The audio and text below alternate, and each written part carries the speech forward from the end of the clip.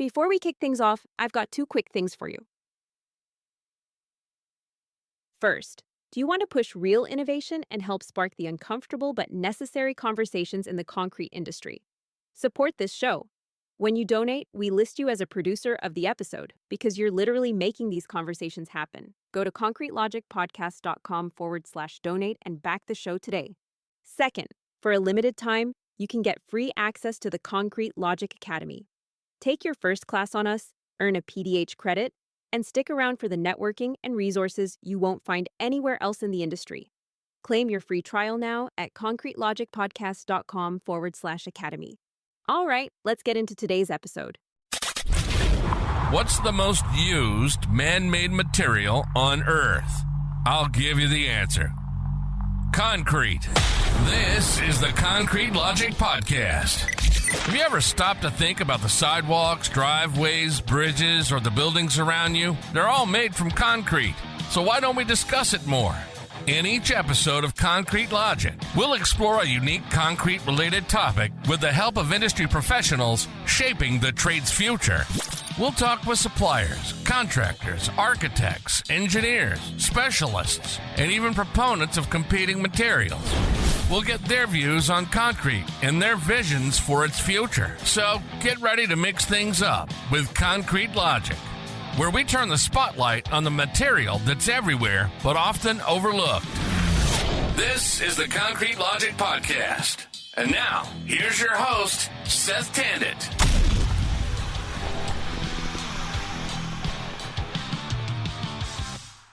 And welcome to another episode of the Concrete Logic Podcast. And today I have Patrick Narron, talent specialist, acquisition specialist for Baker Construction. I'd still like to say Baker Concrete.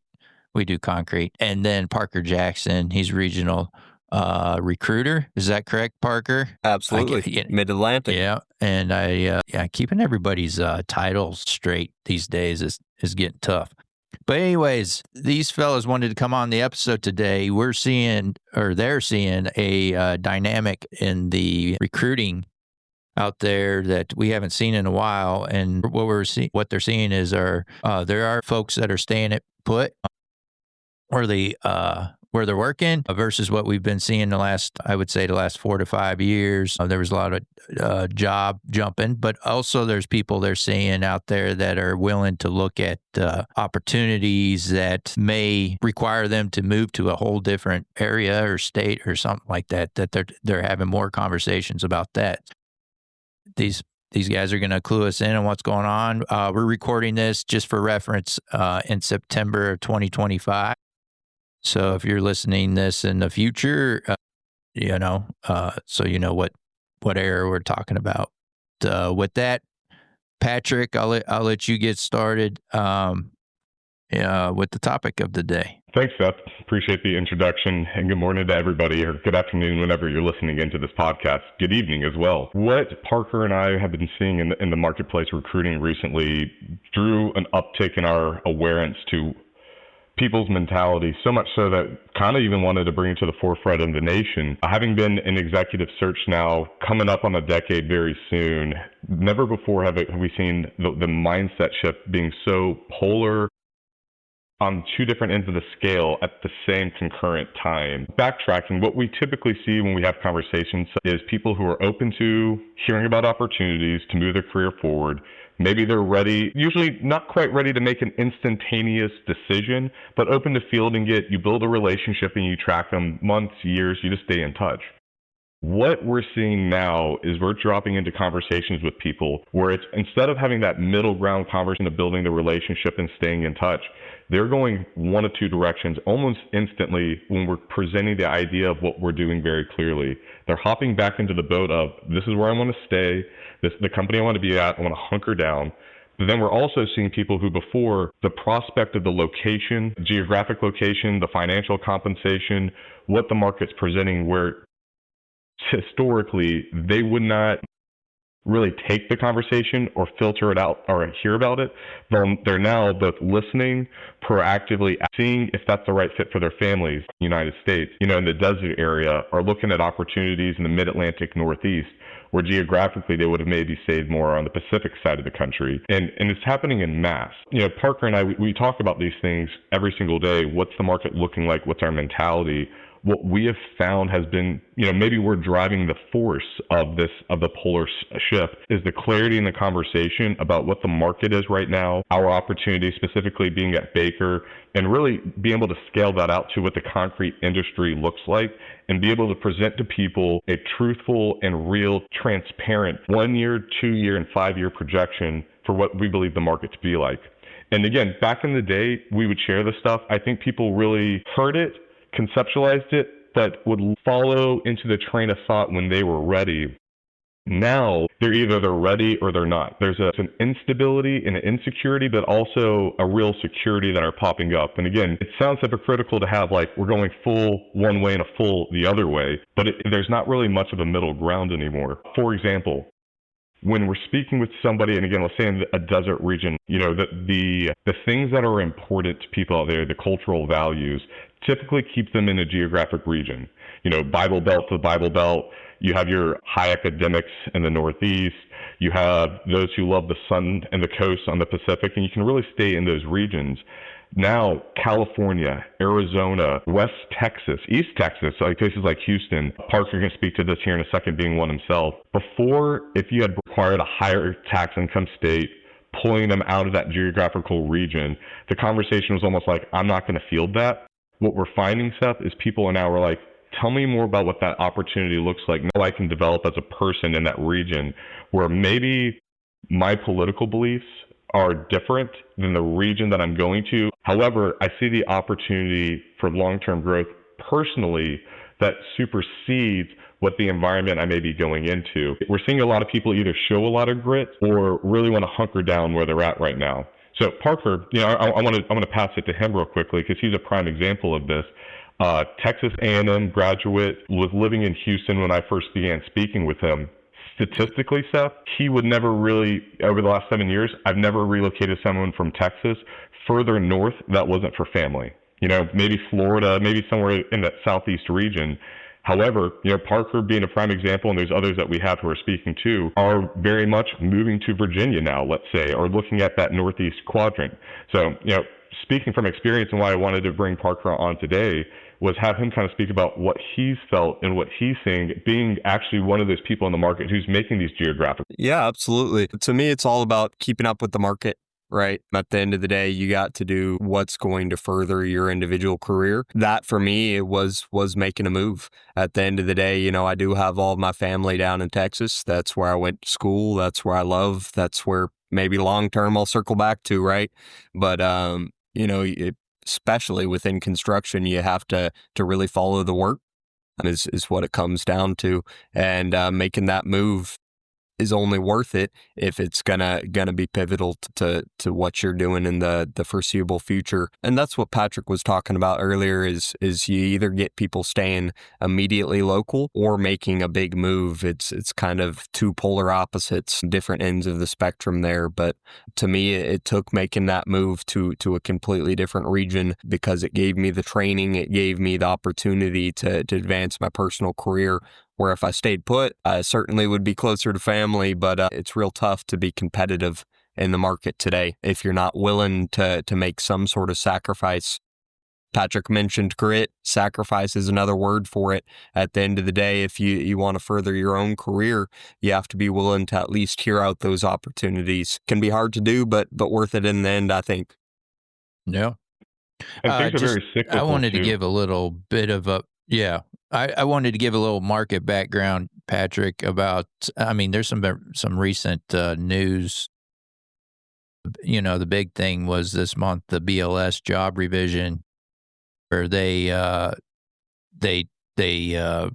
revised the number over 900,000 or 1,000 jobs. Fewer jobs were created between April 2024 and March 2025. They were tracking before that revision that there were about 147,000 jobs were added every month in that period of time. With that revision, it's less than half that, 71,000. So with that revision, I don't know if folks are paying that much attention to that, but that's a different story than what we've been told the last couple of years. So I think also what's going to be interesting too is I found that the job tenure, how long people have been staying at jobs, the average has been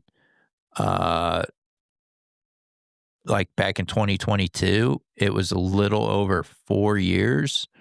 And that number last year came down as well. And that was just for, like I mentioned before we got started, all the job jumping that was going on since COVID. So it actually got less than 4 years. It was about 3.9 years was the overall length of time people are staying at a job. So it'll be interesting to see this change that you two are seeing out there. If we revisit this in a couple of years, what that average time with your employer is going to be.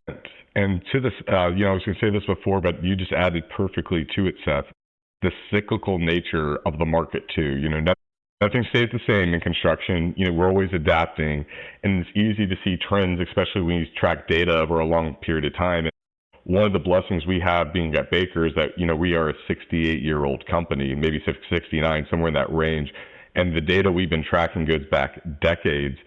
A huge portion of what we're coming into now, if you look at the data, we just came out of the hottest multifamily run of all time. Data centers are the premier go-to now for construction to keep things afloat. But when you track back even further than 10, but like looking at 15 years ago, when we're looking back at the 08 market, who pushed through, how did they push through? Like even us at Baker, the stories that I know that came out of 08, 09, 010 were pretty incredible, what we did to stay afloat. The people that I know who were working with Baker, project engineers, project managers who are now vice president, operations manager, people who sit in the C-suite for us, what they were required to do during that time is a lot what we are looking at now, where the model for the last 10 years has been work from home, stay from home, and we still have that model here at Baker. However, if you are ambitious and like to really push your career forward and take those steps higher up faster, let's say PM, senior PM to a project executive, the willingness to be back on the road, traveling, I would say it's becoming a more popular trend. And I would say with traveling, specifically here for Baker's plug for us, we do have traveling to Florida, like if it's traveling, it's like, hey, you're based in Virginia, maybe you go down to geographic. However, with the way we're expanding and the opportunities for those to be stable, have clarity in their career for 1 year, 2 year, 5 year, even be able to target a 10-year plan for them, the adaptability in order to go to, you were talking about before, the number of the job creation has lowered. Well, the jobs that are being created are more valued. And as Parker mentioned, one, to be successful at it, that has changed since before when most people just went to a market, it could stay there. And I think that's where the polarization of the marketplace and it actively is right now. What Park fit is not to actually recruit people. And I teach them this every single day, and this is our mindset.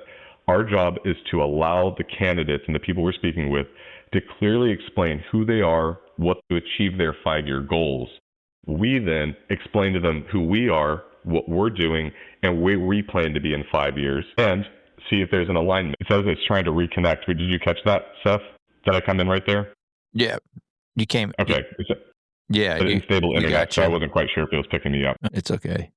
Parker, did you want to add to that? I truthfully missed a little bit of that, cut out a little bit there, Patrick, at least for me. It circles back to be willing, the part that I heard, to follow that location, to be aggressive in making that change for your career. Because if you're in the middle of a market where there's just no work, how can you expect to progress? So making a move sometimes is again worth it. Difficult, but worth it in the end. Yeah, I'll just add, I'm a little bit older than you guys.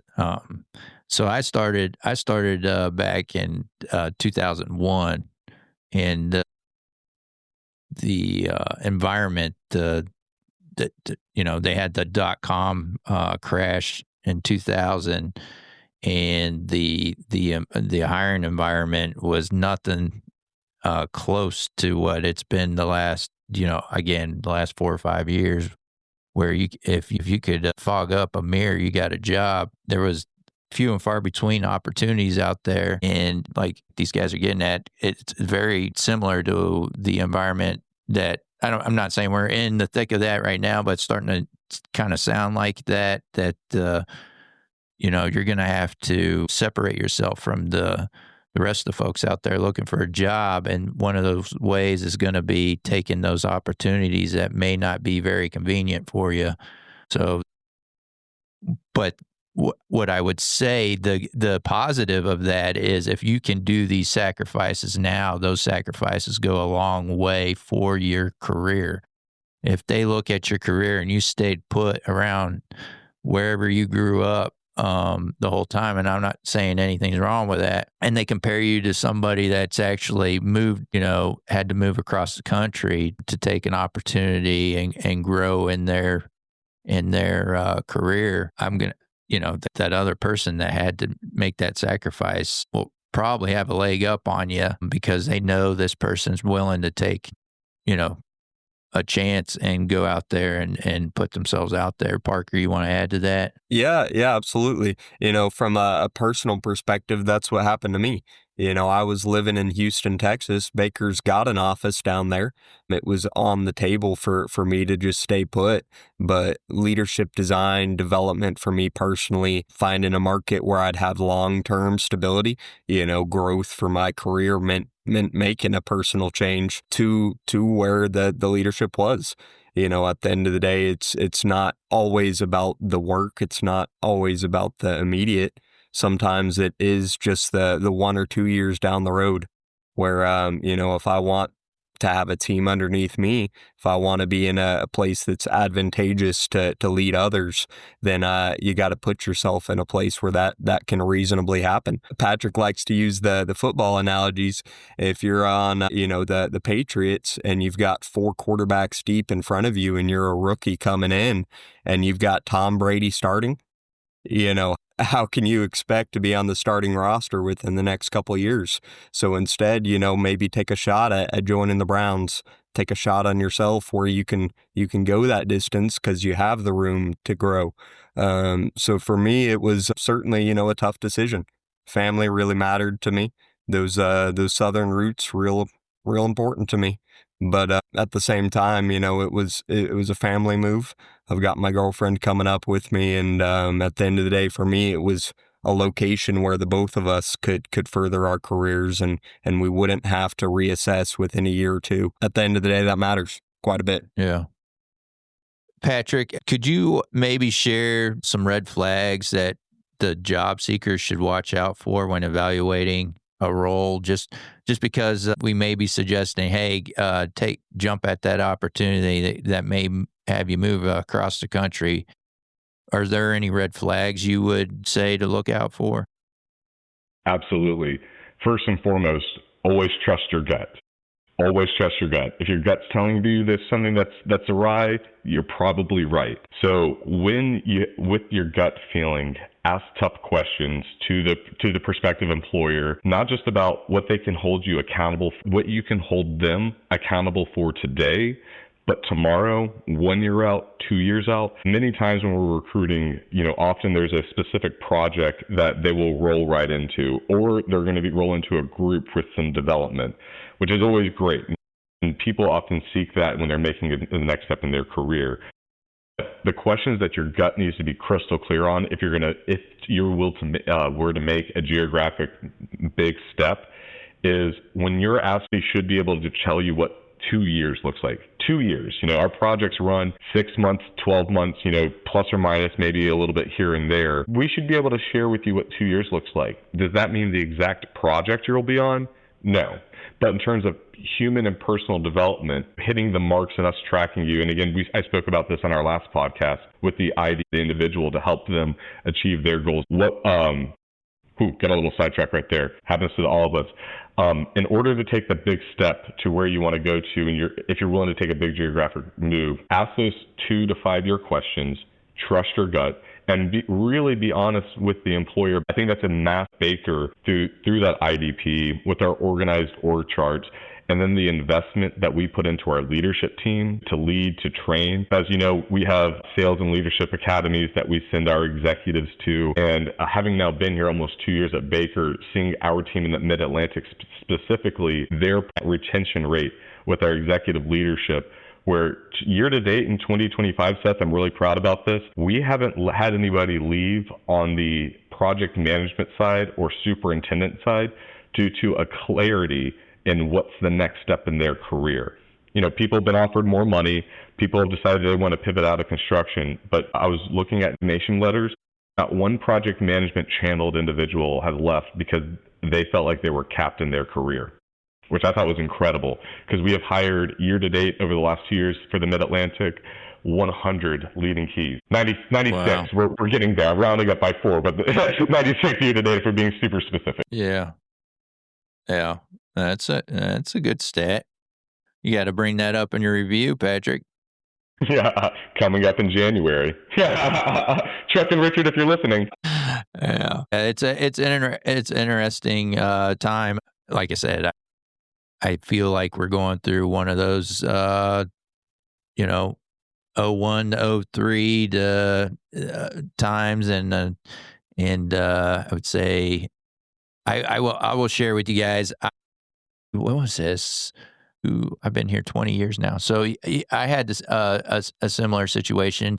05, 04, yeah, 04, 2004. The company I was with asked me. I just started with them. Essentially, I was with the company for about 9 months, and then they came to me and said, "Hey, we have a office that we're trying to get up and running in Richmond, Virginia.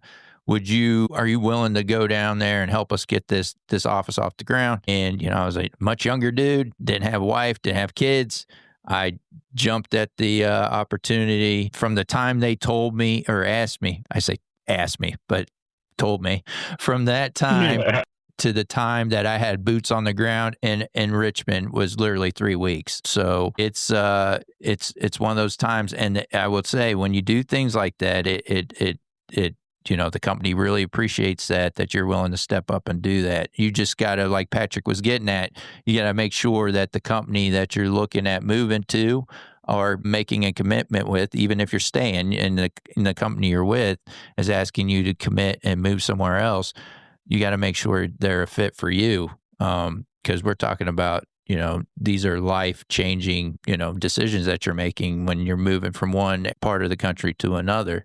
So, especially like Parker was sharing that, he's got a significant other that he's bringing with him. So it's not just one person making the decision. It's a couple people. So you guys, just sharing what I've done in my career, and hopefully this will, someone's listening out there and they're like, should I do this?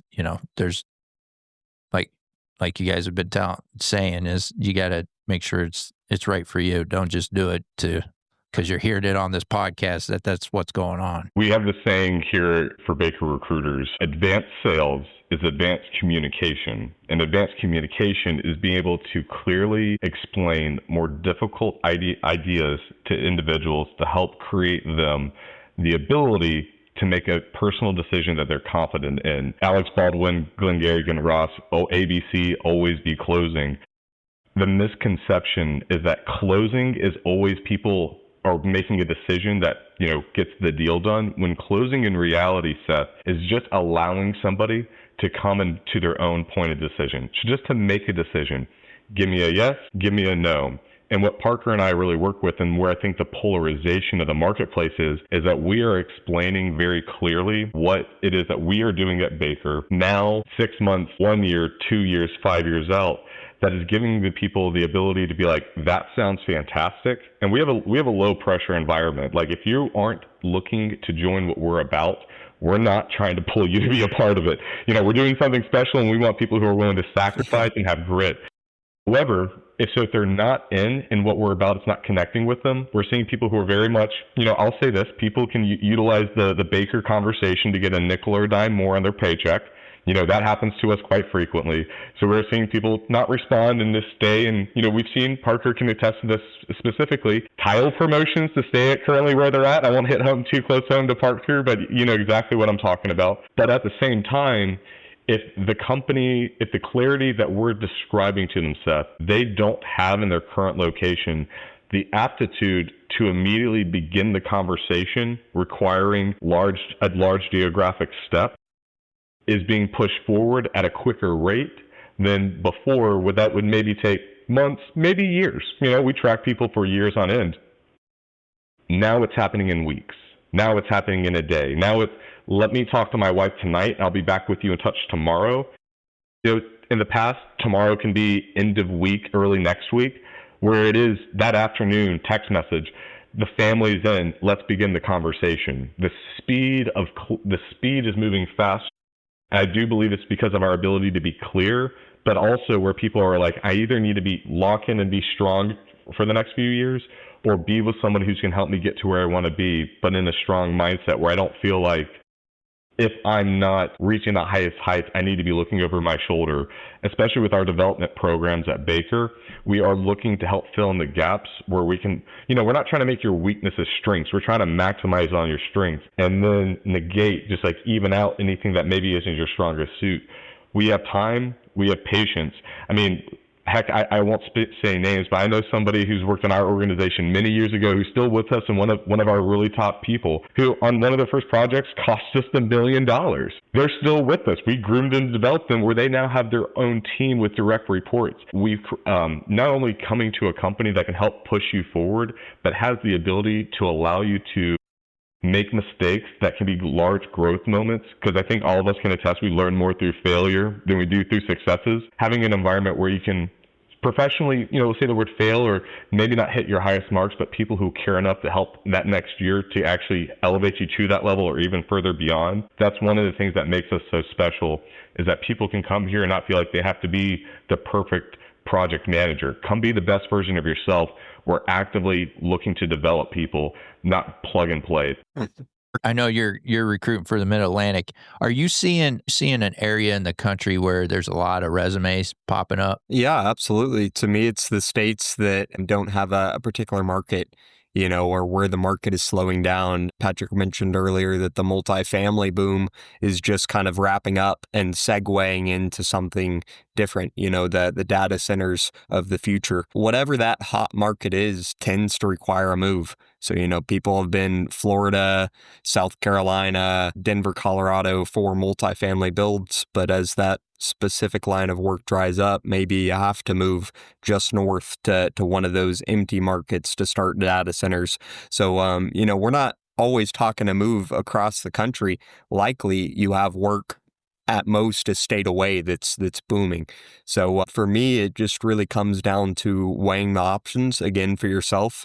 When candidates come to us, Patrick and I are never trying to recruit someone to pull them into an opportunity where they don't want to be. If you're ever feeling like a recruiter is selling you on a role, it's not the right role for you. Instead, we're just showing you what's out there. And the conversations that we have with candidates, the first 10 or 15 minutes is me just saying, hey, Ted, hey, Seth, hey, Patrick, whoever you might be, what are you about? What are you looking for in a long-term fit? And we don't always have it, is the truth of it. I've told guys plenty of times this week and last week, hey, I'd love to help you, but we don't have something that's going to be a long-term fit. If you move and start on this project, you're going to have to move your family twice within this next 3-year period. So again, it's not a move that's we're convincing you of something. It should be a move that's bettering your career. And when we pitch that new market, when we pitch that new area, it's usually because we see something in the market, a trend for your specific future that can be worth your time is the goal. Hopefully we're never selling you into something that's the best fit for us, but not the best fit for you. Yeah, And well put. there is one particular market because, Seth, as much as I want to share with you, I'm never quite sure who's viewing this. I'm hoping everybody's viewing this podcast. There is one geographic region that Parker and I are very much tracking. And if people are into the marketplace right now and the way the boom has gone, they'll be very aware. It's in the Southeast. But there's one market that we are having a lot of conversations in. Actively, the people aren't. And this location could go to almost any one of our regions. To our knowledge, if that market doesn't pick up in 6 months, there's going to probably be I wouldn't say an exodus, but we could see a market shift where the talent in this market could probably drop anywhere from 25 to 40% in 24 months. We're about 6 months out because of the active conversations with the superintendents, the estimators, the project managers out there. They're all beginning their next project with no backlog. And according to what, we're looking at the ABI actively, there's stuff in that state, but nothing that's going to keep them close to that home hub that has been a booming market for actually longer than 7 years. It's a pretty major U.S. metroplex. There, just for the sake of, we don't want to give away all of our industry secrets, but there are markets that we pivot in that are more fruitful for certain times, but that's staying in touch with where's the work coming, what's realistic. Is that market a per diem market that you can send people out of? And to Parker's point, there are major U.S. cities that are booming with work that Baker's not in, but because we're talking about that 2-year, 5-year outlook. Speaking with Dan Baker, myself a few months ago here in Houston and asking him, why are we not in this particular market? And he walked me through, not every market's the best market for Baker to be in. What our principles, our ethos, our mentality is about doesn't fit what maybe that local market stands for. And that's okay. Certain people want to be, for example, the West Coast, California. Our CEO, Carl Watson, Seth, you've seen him talk about this. We're not in California. No plans of going to California. It's mostly a union market out there. Labor costs, labor codes, the retro seismic fit that you have to do on a West Coast high rise, we don't do in any of our markets. So there's just some markets that aren't a good geographic fit. We'll tell the candidates, hey, we're not on the West Coast right now. Don't really have intentions to be. We'll keep you in the loop where if you guys are willing to relocate, we'd be happy to help. But, if you want to stay in California, Baker's not the best place for you to be. Yeah. Well, this was great, guys. I appreciate you coming on the podcast today and sharing this info. I think it's very, very timely. And I think folks, especially younger folks, in their beginnings of their career, there's some good information that Patrick and Parker shared with you. Parker, if folks want to reach out to you, what's the best way? Truthfully, the best way is to just get me at my email or to reach out on Instagram. I have an Instagram put together. I could drop that. It would probably be, let me pull it open here. It's Parker_W_Jackson. It's a great way to reach me, or at my email at jacksonp@bakerconstruction.com. Truthfully, it can just be hey, I want to touch base or something much more serious. I'm always willing to chat. I'm fairly new in this market, fairly new to construction. So I'm always willing to talk game with anyone willing. All right. And Patrick? Find me on LinkedIn, Patrick Narron, Baker Construction. Shoot me an invite request. Shoot me a note as well. If you mention the Concrete Logic podcast, I'll be sure to accept.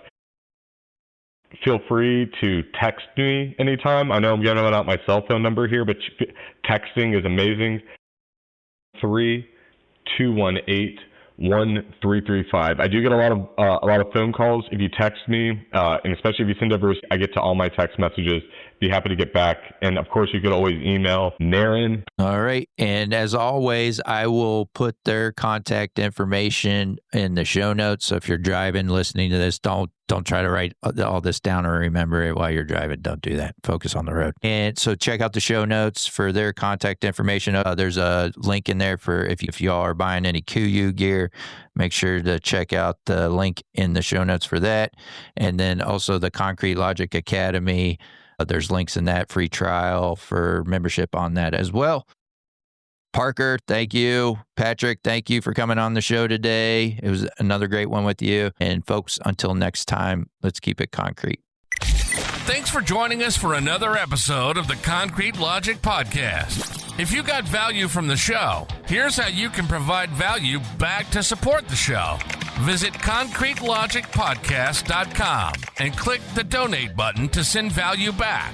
All dollar amounts are truly appreciated. And now, to close out the show, here's Mike Dunton.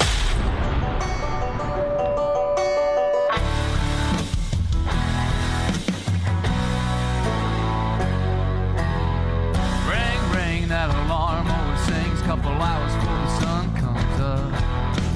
Open up the side, put some diesel in the lights, and wait till the trucks roll up. Yeah, this ain't how most folks live their lives.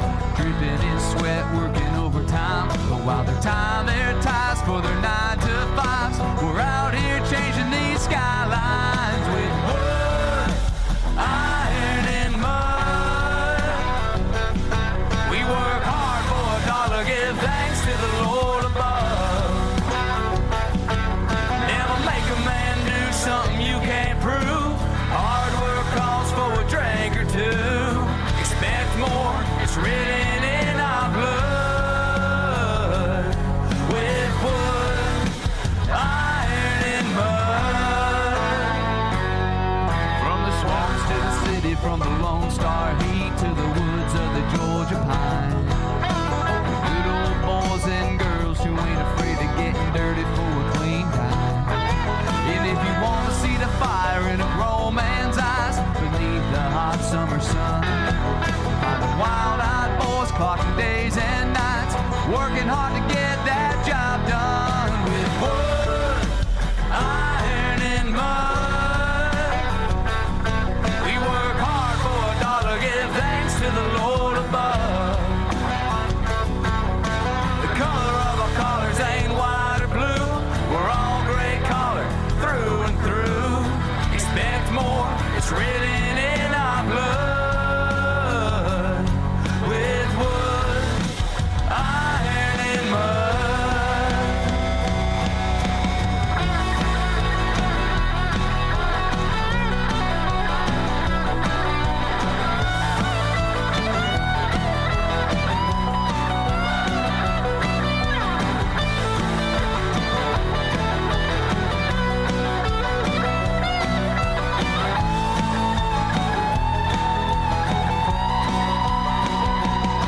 With wood, iron, and mud. We work hard for $1, give thanks to the Lord above. Never make a man do something you can't prove.